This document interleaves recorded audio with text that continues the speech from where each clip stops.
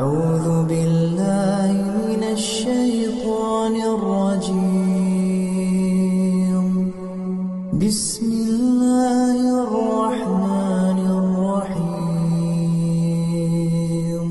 قل لو كان معه آلهة كما يقولون إذا لابتغوا إلى ذي العرش سبيلا سبحانه وتعالى عما يقولون علوا كبيرا تسبح له السماوات السبع والأرض ومن فيهن وإن من شيء إلا يسبح بحمده ولكن لا تفقهون تسبيحهم إنه كان حليما غفورا.